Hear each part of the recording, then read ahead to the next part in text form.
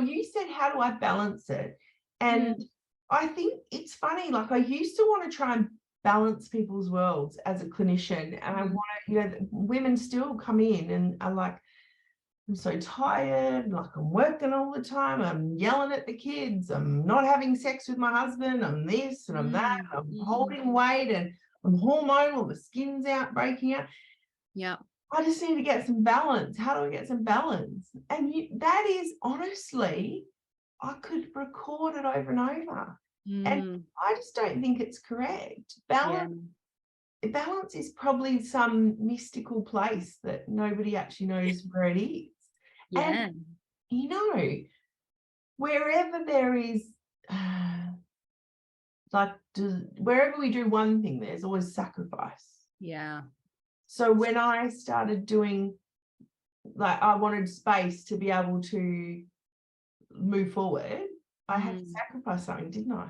Which I sacrificed the time that I would work hard on my clinics. And that does in turn reduce my income. There's sacrifice.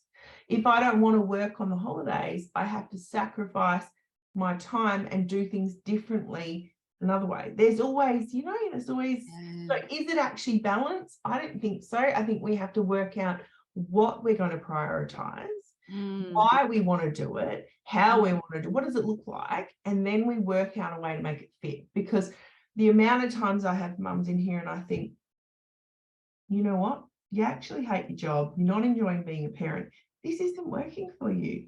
And I know that we can't all just quit our jobs the next day. As I just said, it took me 18 months to really settle with where I was heading.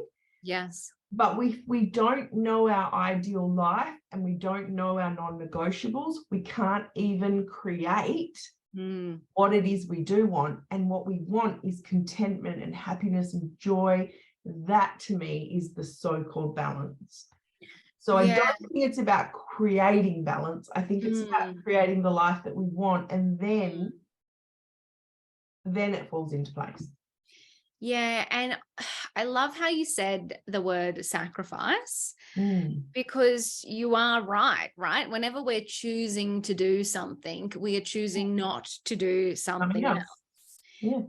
But I feel like sometimes that's a good thing, right? So in case in point where you said I had to create space to be able to understand and decide what was next and what that would look like. But as a result, I had to sacrifice X, Y, Z. You know, it's very easy for us to not want to make the sacrifice and stay stuck and stay in a job we hate, or a business we hate, or a relationship we hate, or, you know, whatever it is, because it's harder to make the sacrifice. Yeah, and it's easier to actually navigate pain because we already have patterns in place to do that. Or we go buy extra size clothing, or we tell ourselves that, oh, we're not good enough, or we're this or that, or, you know, we have an extra few bottles of wine in the week, or we go for a massage. And, you know, I added up someone's cost to survive their life once, and it was over $400 in 1 week this client was spending. Oh my God. She was stressed she didn't have enough money. Wow. But she was spending over $400 just to survive the stress of working full-time and parenting, you know, all the rest, the balance. And it's and that, as a from a clinical perspective, as a naturopath, it breaks my heart, because sure, I can give people neurocalm and magnesium and all the nutrients you require to support the nervous system. But as you say, it's actually easier sometimes to do that than to step up and go, okay, I need to make a change. It's a hard little space or vortex to be in.